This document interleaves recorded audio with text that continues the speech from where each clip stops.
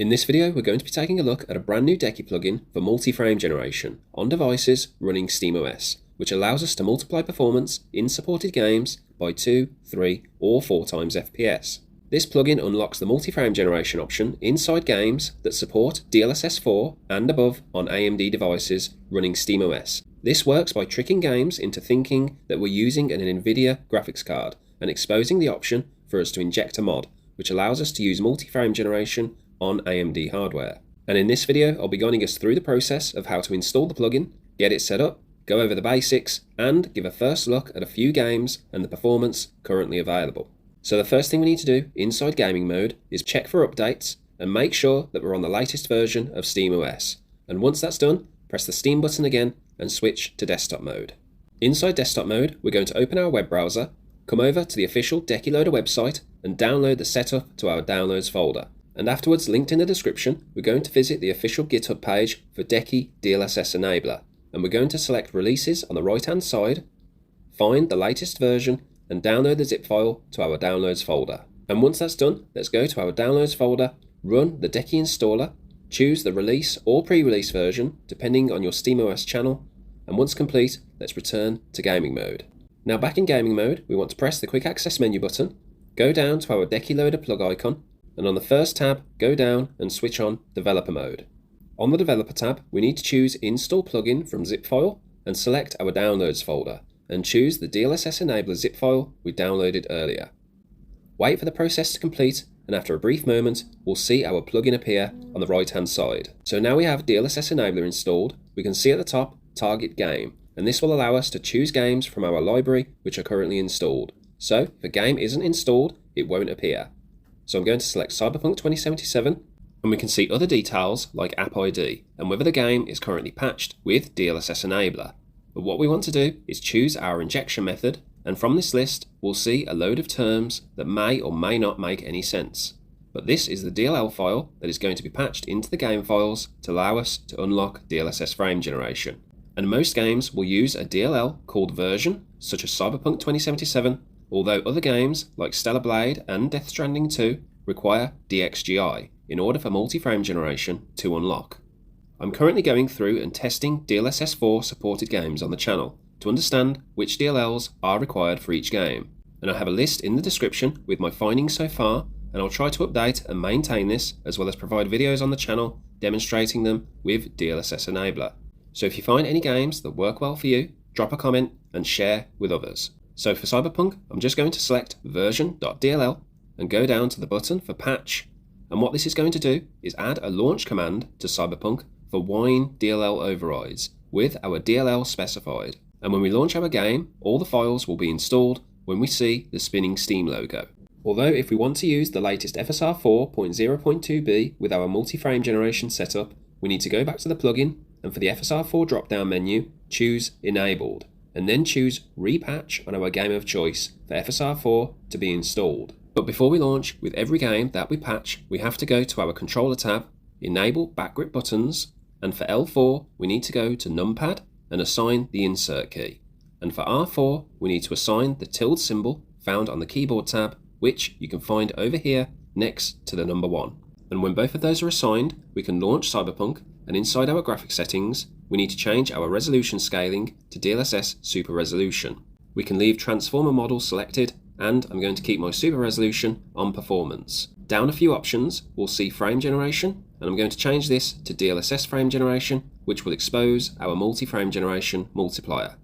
Because Cyberpunk 2077 supports DLSS4, here we can change from 2, 3, or 4 times FPS. I'm going to put this on 4 times, choose Apply, and we'll be prompted to restart the game. So press the Steam button and relaunch Cyberpunk. And when we get into the game, we can see I'm currently getting around 90 to sometimes 100 FPS in this area of Night City. And on the FPS counter, my latency is around 10 milliseconds, which is quite low compared to other frame generation methods, but when I move the camera, we can see a lot of ghosting on the edges of the screen. But what we can do is press the R4 button for the tilde key to open our frame generation settings menu. And while holding down the Steam button and using our trackpad, we can turn on a feature called Ghost Buster. And this will heavily mitigate the ghosting we see from the edges of the screen and on characters. And if we want to drop down to 3 times, just go to the graphics menu, change this, apply, and return to the game. And we'll see that I'm now getting around 70 to 80 FPS in this area. Next, if we press the insert key, we can bring up Optiscaler, and holding the Steam button and using our trackpad, we can change our upscaler from FSR4.0.2b if we selected it during the plugin setup process to XeSS2 or FSR3.1 or FSR2. And we can use all of these with multi-frame generation, swapping them out easily when we want to based on our own performance and visual preferences. Next, let's go over to the frame generation menu with R4, and at the top we can see screen space ray tracing. And if we toggle this on, we can see additional ray tracing effects have been added to the game with little to no performance impact. And with the sliders, we can adjust and customize the range, global illumination, and shadows. So give this a try, as I think this is a really cool feature available separate from the multi-frame generation. We have an FPS limiter, although so far I've found it works better to cap our FPS in the game graphics menu instead of through here, so I usually leave this off. Other options include overdrive, which can alter the performance of games with the drop-down menu. But the coolest option of all here is dynamic frame generation, and this is something I'll be testing more on the channel with performance tests across games. But when enabled and toggled to auto, this lets us adjust a target FPS for how we want frame generation to behave in real time. The idea is that instead of using a fixed frame generation level all the time, like normal frame generation, dynamic frame gen can scale up or down depending on what's happening in the game at the present moment. So it will try to stay close to the FPS target that we set. If we change to custom, we can adjust the multiplier thresholds, which control the FPS ranges where each frame generation multiplier kicks in. So this will mean we can fine-tune exactly when the mod switches between lower and higher frame generation levels, making the dynamic frame generation more adaptive instead of just forcing the same multiplier all the time. So I definitely recommend trying this out, experimenting with the thresholds, and letting us know what results you get, because this can behave differently depending on the game and your base performance. Now with the last two toggles, and I need to test these more, but MFG mode override can force our games to think that higher frame generation modes are supported, allowing DLSS-Enabler to unlock multipliers that the game normally wouldn't let us use.